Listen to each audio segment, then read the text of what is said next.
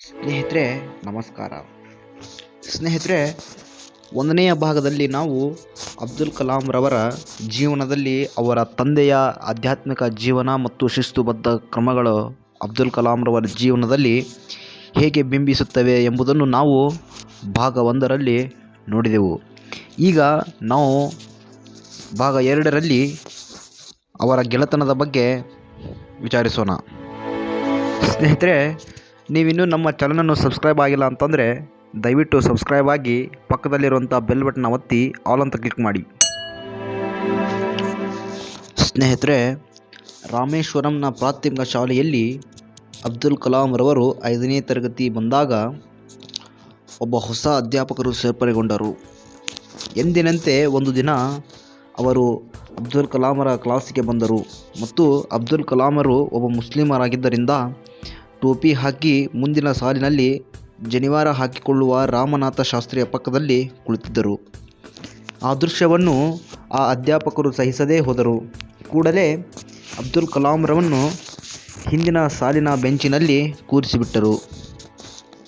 ಆಗ ಅಬ್ದುಲ್ ಕಲಾಮರಿಗೂ ಮತ್ತು ರಾಮನಾಥ ಶಾಸ್ತ್ರಿಗೂ ಇದರಿಂದ ಹೇಳಲಾರದಷ್ಟು ದುಃಖ ಉಕ್ಕಿ ಕೋಪಗೊಂಡಿದ್ದರು.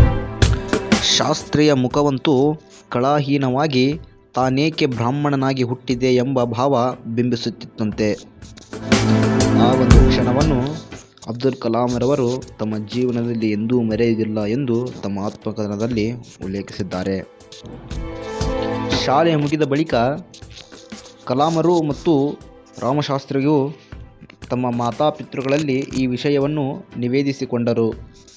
ಕೆಂಡಾಮಂಡಲರಾದ ಪಕ್ಷಿ ಲಕ್ಷ್ಮಣ ಶಾಸ್ತ್ರಿಗಳು ಆ ಉಪಾಧ್ಯಾಯರನ್ನು ಕರೆಯಿಸಿ ಅವರೆದುರೇ ತರಾಟೆಗೆ ತೆಗೆದು ಮುಗ್ಧ ಮಕ್ಕಳಲ್ಲಿ ವಿನಾಕಾರಣ ಸಾಮಾಜಿಕ ಅಸಮಾನತೆಯ ಮತ್ತು ಮತಾಂಧತೆಯ ವಿಷಬೀಜಗಳನ್ನು ಬಿತ್ತಬಾರದೆಂದು ಹೇಳಿದರು. ಅಷ್ಟೂ ಅಲ್ಲದೆ ನಿರ್ದಾಕ್ಷಿಣ್ಯವಾಗಿ ಒಂದೂ ಕ್ಷಮೆಯಾಚಿಸುವಂತೆ ಅಥವಾ ಶಾಲೆ ಮತ್ತು ದ್ವೀಪವನ್ನು ಬಿಟ್ಟು ಹೋಗುವಂತೆ ಸೂಚಿಸಿದರು. ಶಾಸ್ತ್ರಿಗಳ ಈ ನಿಷ್ಠುರ ಸ್ಪಷ್ಟ ವರ್ತನೆಯಿಂದಾಗಿ ಈ ಮಾಸ್ತರು ಕ್ಷಮೆ ಕೇಳಿದ್ದೇ ಅಲ್ಲದೆ ಮುಂದೆ ಬಹಳ ಬದಲಾವಣೆಯನ್ನು ಹೊಂದಿದರು. ರಾಮೇಶ್ವರಂನ ಸಣ್ಣ ಪಟ್ಟಣದಲ್ಲಿ ವಾಸವಾಗಿದ್ದ ವಿವಿಧ ಧರ್ಮದವರು ತಮ್ಮದೇ ಆದ ಸಂಪ್ರದಾಯದ ಚೌಕಟ್ಟಿನೊಳಗೆ ಬಾಳುತ್ತಿದ್ದು ತಮ್ಮ ಧರ್ಮದ ಲಕ್ಷ್ಮಣ ರೇಖೆಯನ್ನು ದಾಟಲು ಸಿದ್ಧರಿರಲಿಲ್ಲ. ಆದರೆ ಕಲಾಂರ ವಿಜ್ಞಾನ ಗುರುಗಳಾದ ಶಿವಸುಬ್ರಹ್ಮಣ್ಯ ಅಯ್ಯರ್ ಅವರೊಬ್ಬ ಸಂಪ್ರದಾಯಬದ್ಧ ಬ್ರಾಹ್ಮಣನಾಗಿ ಕಟ್ಟುನಿಟ್ಟಿನ ಆಚರಣೆಯ ಅಭ್ಯಾಸವನ್ನು ಹೊಂದಿದ್ದರೂ ಅವರು ಓರ್ವ ಬಂಡುಗಾರರೇ ಸರಿ. ಹೀಗಾಗಿ ಅವರು ಸಂಪ್ರದಾಯದ ಲಕ್ಷ್ಮಣ ರೇಖೆಯನ್ನು ದಾಟಿ ಎಲ್ಲ ಧರ್ಮ ಹಾಗೂ ಜಾತಿ ಪಂಗಡದವರಲ್ಲಿ ಸುಲಭವಾಗಿ ಬೆರೆತು ಬಾಳುವ ಸಾಧ್ಯತೆ ಬಗ್ಗೆ ಚಿಂತಿಸುತ್ತಿದ್ದರು. ಕಲಾಂರೊಡನೆ ಹಲವಾರು ಗಂಟೆಗಳನ್ನು ಕಳೆಯುತ್ತಿದ್ದ ಅವರು, ಕಲಾಂ, ನೀನೋರ್ವ ಪ್ರತಿಭಾವಂತನಾಗಿ ಬೆಳೆದು ದೊಡ್ಡ ನಗರಗಳಲ್ಲಿರುವ ವಿದ್ಯಾವಂತರ ಸಾಲಿನಲ್ಲಿ ನಿಲ್ಲುವಂತನಾಗಬೇಕೆಂದು ಹೇಳುತ್ತಿದ್ದರು. ಅವರು ಒಂದು ದಿನ ಕಲಾಂರವರನ್ನು ತಮ್ಮ ಮನೆಗೆ ಊಟಕ್ಕೆ ಆಹ್ವಾನಿಸಿದರು. ಓರ್ವ ಮುಸ್ಲಿಂ ಹುಡುಗನನ್ನು ಆ ಮಡಿವಂತಿಕೆಯ ಭೋಜನಕ್ಕೆ ಕರೆದದ್ದು ನೋಡಿ ಅವರ ಪತ್ನಿ ದಂಗಾಗಿ ಹೋದರು. ಹೀಗಾಗಿ ಅವರಿಗೆ ಅಡುಗೆ ಕೋಣೆಯಲ್ಲಿ ಊಟ ನೀಡಲು ನಿರಾಕರಿಸಿದರು. ಇದರಿಂದ ಶಿವಸುಬ್ರಹ್ಮಣ್ಯ ಅಯ್ಯರ್ ವಿಚಲಿತರಾಗಲಿಲ್ಲ. ತಮ್ಮ ಕೈಯಾರೆ ಕಲಾಂರವರಿಗೆ ಬಡಿಸುತ್ತಾ ಅವರ ಜೊತೆಯಲ್ಲೇ ಊಟಕ್ಕೆ ಕುಳಿತರು. ಅವರ ಪತ್ನಿ ನೋಡುತ್ತಲೇ ಇದ್ದರು. ಕಲಾಂರವರು ಊಟ ಮಾಡಿದ ಪರಿ, ನೀರು ಕುಡಿದ ರೀತಿ, ಬಳಿಕ ನೆಲವನ್ನು ಶುದ್ಧಿಗೊಳಿಸಿದ ಕ್ರಮ ಎಲ್ಲದರಲ್ಲಿಯೂ ವಿಶೇಷತೆಯನ್ನು ಆ ಬ್ರಾಹ್ಮಣನಾದಂತಹ ಗುರುಗಳು ಕಂಡುಕೊಂಡರು. ಹೊರಡುವ ಮುನ್ನ ಶಿವಸುಬ್ರಹ್ಮಣ್ಯ ಅಯ್ಯರ್ ಮತ್ತೊಮ್ಮೆ ಮುಂದಿನ ವಾರ ಊಟಕ್ಕೆ ಆಹ್ವಾನಿಸಿದರು. ಅವರ ತುಮುಲ ಕಂಡ ಅವರು, ನೋಡು, ನೀನೇನು ಸಂಕೋಚ ಮಾಡಬೇಡ. ಒಮ್ಮೆ ಒಂದು ಸಂಪ್ರದಾಯವನ್ನು ತಿದ್ದಲು ಹೊರಟಾಗ ಇದನ್ನೆಲ್ಲ ಎದುರಿಸಬೇಕಾಗುತ್ತದೆ ಎಂದರು. ಮುಂದಿನ ವಾರದಲ್ಲಿ ಕಲಾಂರವರು ಊಟಕ್ಕೆ ಮತ್ತೆ ಹೋದಾಗ ಅವರ ಪತ್ನಿಯೇ ಅವರನ್ನು ಅಡುಗೆ ಮನೆಗೆ ಕರೆದೊಯ್ದು ಕೈಯಾರೆ ಉಣಬಡಿಸಿದರು. ಆ ಸಮಯದಲ್ಲಿ 2ನೇ ಮಹಾಯುದ್ಧ ಮುಗಿಯಿತು. ಭಾರತ ಖಂಡಿತ ಸ್ವಾತಂತ್ರ್ಯ ಹೊಂದಲಿದೆ ಎಂದು ಮಹಾತ್ಮ ಗಾಂಧಿಯವರು ಸಾರಿದರು. ಇಡೀ ರಾಷ್ಟ್ರವೇ ಹಿಂದೆಂದೂ ಕಂಡು ಕೇಳರಿಯದ ಆಶಾಭಾವನೆಯ ಸಾಗರದಲ್ಲಿ ತೊಯ್ದಿತ್ತು.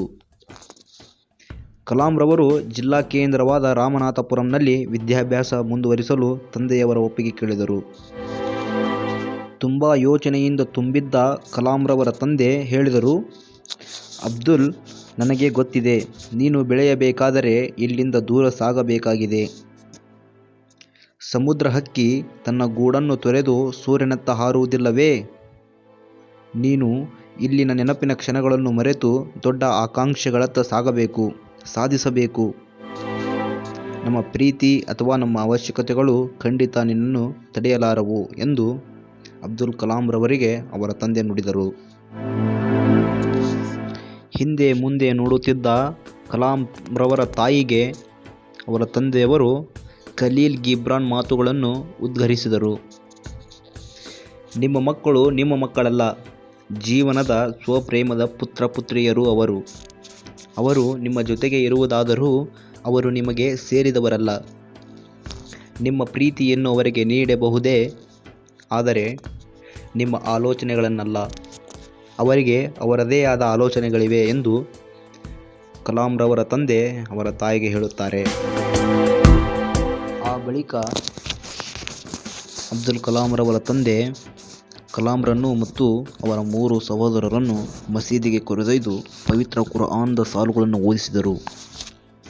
ರಾಮೇಶ್ವರಂನಲ್ಲಿ ಕಲಾಂರವರನ್ನು ರೈಲುಗಾಡಿ ಹತ್ತಿಸಿ ಅವರು ಹೀಗೆಂದರು, ಈ ದ್ವೀಪ ನಿನ್ನ ದೇಹದ ಆವಾಸಸ್ಥಾನ ಆಗಿರಬಹುದು, ಆದರೆ ಆತ್ಮದ ಆವಾಸಸ್ಥಾನ ಅಲ್ಲ ಎಂದು ಹೇಳುತ್ತಾರೆ.